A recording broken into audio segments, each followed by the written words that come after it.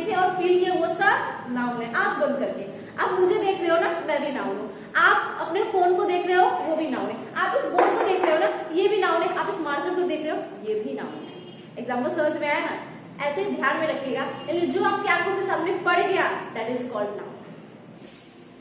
क्या आपको भी लगता है कि पार्ट्स ऑफ स्पीच बहुत हार्ड है, इसे पढ़ना और समझना बहुत ज्यादा कंफ्यूजन होता है? तो डोंट वरी, क्योंकि मैं आपको ओनली 5 से 6 मिनट में इसको क्लियर करके बताऊंगी। क्योंकि पार्ट्स ऑफ स्पीच पढ़ने के लिए हमें ज्यादा कुछ नहीं करना है, बस इसके मेन पॉइंट को पकड़ना है। अगर आपने पकड़ लिया ना तो ये आपकी आधी ग्रामर सॉल्व कर देगा।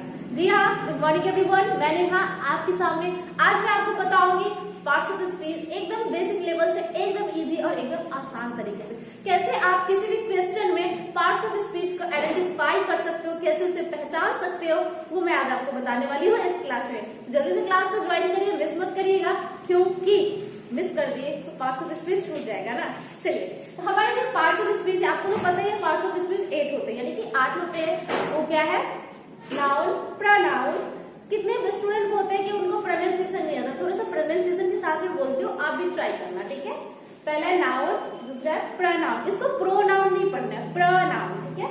ये एडजेक्टिव, एडजेक्टिव नहीं, एडजेक्टिव, ठीक है? ये वर्ब, ये हमारा एडवर्ब, ये है प्रीपोजिशन, ये है कंजंक्शन और ये है इंटरजेक्शन, ठीक है? इन 8 को मैं आपको एक ऐसा ट्रिक बताऊंगी जो आपको हमेशा आपके माइंड में याद रहेगा। बस जुड़े रहिएगा हमारे साथ, क्योंकि साथ रहिएगा तभी तो सीख पाइएगा ना। चलिए, तो हाँ मैं आपको बता दूं इसे ध्यान में कैसे रखना है, ठीक है? कैसे कोई भी चीज को अगर आपको माइंड में रखना है तो बहुत ही सिंपल तरीके है, उसे ना अपने आप से कनेक्ट करो, ठीक है? अपने आप से कनेक्ट करो और उसे ध्यान में रखो, और ये भी बिल्कुल आसान है, ठीक है? मैं आपको बताऊंगी और आपको लगेगा अरे ये तो मुझे पहले से ही पता था, ठीक है? तो मैं आपको बता देती हूँ जो आपको पहले से पता था, ठीक है? चलिए, अगर बात करें नाउन को, तो नाउन को कैसे ध्यान में रखेंगे? एक बात कान खोल के सुन लीजिए, ठीक है? कान में अगर एयरफोन या ब्लूटूथ जो भी लगाए हो उसको निकाल लीजिए और सुनिए। नाउन वो है जिसे हम देखते हैं, जिसे हमने देखा वो नाउन कहलाएगा। साथ में जो आप महसूस करते हैं, कुछ चीजें होती है जो हम नहीं देख पाते लेकिन उसे फील जरूर करते हैं, वो भी नाउन है, ठीक है? यानी कि जिस चीज को हमने देख लिया अपनी आंखों से वो नाउन है, ठीक है? यानी कि आपने जिस चीज को देखा वो क्या हो गया हमारा? ये नाउन कहलाएगा। जिस चीज को देखा वो नाउन, फील किया वो भी नाउन। यानी कि हम जिस चीज को देखते हैं और कुछ ऐसी भी चीजें जिसे हम फील कर सकते हैं, वो सब नाउन कहलाता है। It is called noun. अब बचपन की तरह टिकी बात करें, noun is the naming word, noun is the naming word, this is not fair यार। ये बार बार हमें एक ही चीज को रखने के लिए, आपको पता है कि हर साल हमारी बॉडी की स्ट्रक्चर्स बढ़ती है, हमारे ड्रेसिंग स्टाइल्स चेंज होती है, तो हम अपने पढ़ने का स्टाइल क्यों नहीं चेंज करें? क्या क्यों नहीं चेंज करें? अगर हम अपनी स्टाइल्स चेंज करते हैं तो अपनी स्टडी स्टाइल भी चेंज करिए, नए तरीके से पढ़िए, कॉन्सेप्ट के साथ पढ़िएगा, आप कभी ना भूलो, ठीक है? यानी कि जिस चीज को हम देखे और फील किए वो सब नाउन है। आंख बंद करके आप मुझे देख रहे हो ना, मैं भी नाउन हूँ। आप अपने फोन को देख रहे हो, वो भी नाउन है। आप इस बोर्ड को देख रहे हो ना, ये भी नाउन है। आप इस मार्कर को देख रहे हो, ये भी नाउन है। एग्जाम्पल समझ में आया ना? ऐसे ध्यान में रखिएगा, यानी जो आपकी आंखों के सामने पड़ गया दैट इज कॉल्ड नाउन, ठीक है?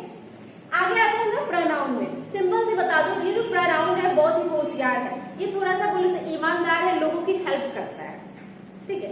यानी कि हमारे भी गांव में कुछ ऐसे लोग होंगे जो हमारी हेल्प करते हैं, तो सेम थिंग है। ये जो पार्ट्स ऑफ स्पीच जो फैमिली है उसमें हेल्प करता है ये प्रोनाउन, नाउन, तो उसे दया वाले। और ध्यान से देखिएगा तो नाउन यानी कि जो प्रोनाउन नाउन से ही मिलकर बना है, इसीलिए नाउन की ये ज्यादातर हेल्प करता है। यानी कि प्रोनाउन जो है वो नाउन की हेल्प करता है, और जिसकी वजह से नाउन अगर बार बार आपको नाउन का यूज नहीं करना है, उस जगह प्रोनाउन का यूज कर सकते हैं, ठीक है? यानी कि अगर बेसिक लेवल में कहें तो आपके प्रोनाउन केवल 7 है, मतलब 7 याद रखिएगा। आपको पता होगा लेकिन ये नहीं पता है कि यही आपका प्रोनाउन है। I, we, you, they, he, she, it, 7 हो गए। यही आपके साथ है, पता है ना? We are go to home, translation बनाया है ना, we are going to home, we go to home, are you good, इस तरह का हम लोग ट्रांसलेशन बनाते हैं। तो वो सब में हम लोग जो दिस, दैट, दिस या फिर ये we, I, we, you, they, he, she, it जितने भी यूज करते हैं सब प्रोनाउन है। और ये सब इसलिए यूज करते हैं क्योंकि वहां पे नाउन होना चाहिए, लेकिन हम नाउन की सपोर्ट करते हैं, उसे बोलते हैं भाई तू रेस्ट कर, अभी हम आ जाते हैं, होता है ना? ये जो प्रोनाउन है नाउन को बोलता है सेंटेंस में कि भाई तू थोड़ा सा रेस्ट कर ले, अभी हम काम करते हैं, ठीक है। यानी कि प्रोनाउन का यही कहना है कि वो नाउन की हेल्प करता है, उसे बोलता है तू रेस्ट कर, थोड़ा हम काम कर लेते हैं, ठीक है। रही बात एडजेक्टिव की, तो ये और भी आसान है। एडजेक्टिव में क्या होता है? विशेषण, यानी इसके नाम में ही इसकी डिफिनेशन छुपी है। विशेषण ये जो है ना, ये इसको बोले क्या, गांव में जानते हैं हमारे जो कुछ पड़ोसन होती है, वो इस घर के बाद उस घर में, उस घर के बाद इस घर में, यानी उसकी अच्छाई आपके सामने, आपकी अच्छाई उसके सामने, आपकी बुराई उसके सामने बोलेगी। यानी कि आपकी फैमिली में या आपकी सोसाइटी में एक पर्सन ऐसा जरूर होंगे जो आपकी तारीफ भी करेंगे और आपकी टांगे भी खींचेंगे, यानी कि बुराई भी करेंगे। सेम थिंग ये एडजेक्टिव करता है, लेकिन ये करता है तो दो ही पर्सन के लिए करता है। दूसरा को बोलते हैं हम दूसरे के बारे में बोलने की इसकी औकात ही नहीं, इसकी हिम्मत नहीं है, ऐसा ही है। यानी कि ये जब भी बोलेगा अच्छा या बुरा, ये नाउन और प्रोनाउन के ही बारे में बोलेगा, दूसरा के बोले और सबके बारे में बोलेगा इसकी इतनी औकात नहीं है, बहुत डरता है बेचारा, लेकिन लोगों से नहीं डरता है, इसलिए इन दोनों के बारे में कभी अच्छा बोलेगा, कभी बुरा बोलेगा, कभी उसकी तारीफ करेगा, कभी उसकी क्या हिनाई करेगा, लोगों को इसको अच्छी बातें बताएगा, कभी बुरी बातें बताएगा। यानी कि जो भी करेगा नाउन और प्रोनाउन के लिए ही करेगा, क्योंकि इसके बाद वो, इसकी कोई पावर नहीं है दूसरे की इंसल्ट करने के लिए, ठीक है। तो ये है, यानी कि इसके भी डॉन कोई और है, ठीक है। ये छोटा मोटा चोर बोले तो डॉन है, जो इन दोनों को राज करता है, बुरा बोलता है, अच्छा बोलता है, जो मन होता है बोलते रहता है, ठीक है।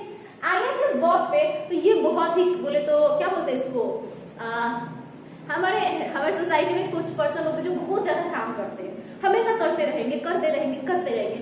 सेम थिंग इसका है, हमेशा ये काम ही करता है, एक्शन ही करते रहता है। ये जो वर्ब है जिसको क्रिया बोलते हैं, क्रिया, ये जो है ना हमेशा एक्शन में ही रहता है। वर्क यानी कि ये हमेशा इट इज डूइंग वर्क, हमेशा ये काम करते रहेगा, यानी कि ये हमेशा काम करते ही रहता है। यानी कि वर्ब जो है वो जब भी आता है वो काम करता है, यानी कि इसको कर्ता बोला जाता है, कर्ता धरता है कि जो भी काम होता है ये काम करता है, इसको दूसरे से कोई मतलब नहीं है। अगर इसके बगल वाले पर्सन, इसके मालिक अगर सिंगल है तो वो सिंगल के लिए काम करेगा, इसके मालिक अगर प्लूरल है तो प्लूरल के लिए काम करेगा। यानी कि जैसे इसके मालिक बोलते हैं, सब्जेक्ट बोलता है, वैसी तरह ये हमारा वर्ब काम करता है, और वर्ब हमेशा एक्शन में रहता है। बोलते हैं ना an action is called verb, यानी कि वर्ब का डिफिनेशन बोल सकते हैं it is a doing work, यानी कि काम करता है, या फिर an action is called verb. ये इसकी डिफिनेशन नहीं है, ये मैंने ऐसे एग्जांपल बताया है, it is a doing work, यानी कि हमेशा करते रहते हैं काम। अगर इसकी बोले तो an action is called verb, है ना, verb is a doer work, है ना।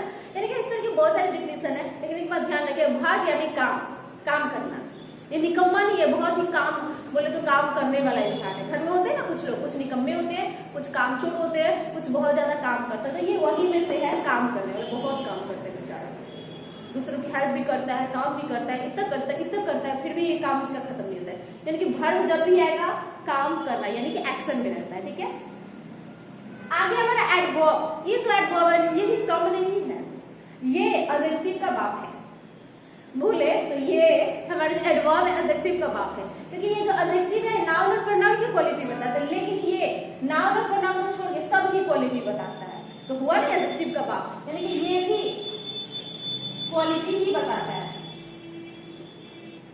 ठीक है, ये भी क्वालिटी ही बताता है, लेकिन नाउन और प्रोनाउन को छोड़ के वो उन दोनों से इसकी दुश्मनी है। अगर हम तुम्हारे बारे में नहीं बोलेंगे तुम जाओ घर में जाओ, बाकी बात जो बचा हुआ है उन सबके बारे में यही बोलता है, ठीक है। एडजेक्टिव हो, वर्ब हो, एडवर्ब हो, प्रीपोजिशन, कंजंक्शन, यानी पार्ट्स ऑफ स्पीच में नाउन और प्रोनाउन को छोड़ के बच गया जो, उस सबके बारे में अच्छा बुरा बोलने का हक इस डॉन को, जिसका नाम है एडवर्ब, ठीक है।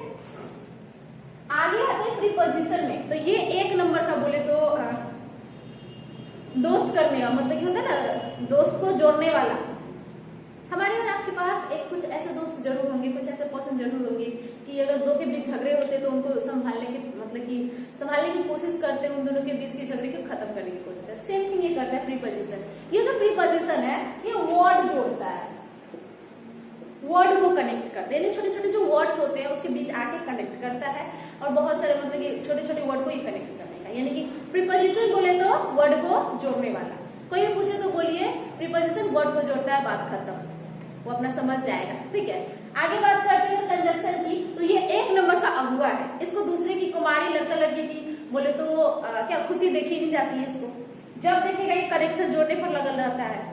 हमारे भी घर में होते हैं ना हमारे पड़ोसी सब, बड़े हम हो गए हैं, मतलब पड़ोसी का काम तो बड़े हम हो गए, हमारे मम्मी पापा को टेंशन नहीं है हमारी शादी का, लेकिन पड़ोसन को टेंशन है, उसकी बेटी बड़ी हो गई है भाई, अब शादी करवाना है ना। तो ये हमारे पड़ोसन की काम है। मतलब कि ये जो कंजक्शन है, एक नंबर का अगुआ है, साला करता क्या है, बड़ा बड़ा सेंटेंस यानी बड़ी बड़ी फैमिली को करेगा, एक साथ जोड़ेगा। तो सेम थिंग यही है, ये हमारा सेंटेंस जोड़ता है, ठीक है। यानी कि हमारा जो कंजक्शन है वो बड़े बड़े सेंटेंस के बीच आकर उसको जोड़ता है। जैसे कि अगुआ दो बड़ी फैमिली के बीच आकर दोनों में रिलेशन बनाता है, शादी करवाता है, और जब दोनों में प्रॉब्लम आता है तो बीच में वही फुटाता है ना। तो सेम थिंग इसका है, बड़े बड़े सेंटेंस को ये आके बीच में जोड़ डालता है, ठीक है। आगे हमारा है इंटरजेक्शन, और इंटरजेक्शन, इसको जंक्शन है इंटरजेक्शन, और ये जो होता है सडनली होता है, सडन बोल सकते हैं, ठीक है। यानी कि कोई भी काम ये अचानक होता है, यानी कि आप बोलते हैं ना जैसे कि ऐसे जा रहे ओह गॉड, है ना। लेकिन अचानक जो मुंह से हमारे निकलता है वो हमारा इंटरजेक्शन होता है। चाहे दुख में हो, खुशी में हो, या फिर आप किसी से गुस्सा हो, उस समय बोलते हैं ना गेट आउट, मतलब उसे गुस्सा बोलते हैं ना ए, यानी ये भी हमारा इंटरजेक्शन वर्ड्स है। ओ चोट लग जाता है बोलते हैं आउच, बोलते हैं ना, ये भी हमारा इंटरजेक्शन वर्ड्स है। फिर बोलते हैं हेलो, हेलो किसी को बोलते हैं ना, हेलो हाय, ये सब हमारा इंटरजेक्शन वर्ड है। यानी कि इसके एग्जाम्पल की बात करें तो आ जाएगा हमारा हेलो, हाय, हाय जो सबको बोलते हैं, ये सब हमारा इंटरजेक्शन वर्ड है, क्योंकि इन सब के लास्ट में उल्टा आई लगा रहता है, यानी कि मतलब ये साइन ऑफ एक्सक्लेमेशन लगा रहता है, मतलब कि बोले तो उल्टा इस को बोलते हैं। तो विराम चिन्ह, तो कहने का मतलब है गाइस कि पार्ट्स ऑफ स्पीच बहुत इंटरेस्टिंग है। नाउन जो देख लिए, प्रोनाउन जो नाउन की सहायता करता है, एडजेक्टिव जो नाउन और प्रोनाउन की बातें बताता है, वर्ब जो काम करते रहता है, एडवर्ब जो एडजेक्टिव के बाप है, यानी कि सबका क्वालिटी बताता है नाउन और प्रोनाउन को छोड़ के, प्रीपोजिशन जो दो दोस्त को जोड़ता है, कंजक्शन जो अगुआ है जो फैमिली को जोड़ता है, और इंटरजेक्शन जो सडनली आ जाता है। गाइस इतना भी हमारा पार्ट्स ऑफ स्पीच खत्म है। आप झूठ मूठ लेकर अपनी टेंशन पाले रखते हो, फ्री रहो, मजे से सीखो, कॉन्सेप्ट सीखो, आपको 100% याद रहेगा। चलिए तो मिलते हैं, आज के लिए इतना ही, कल मिलेंगे फिर अगले क्लास में, तब तक के लिए थैंक यू, बाय बाय।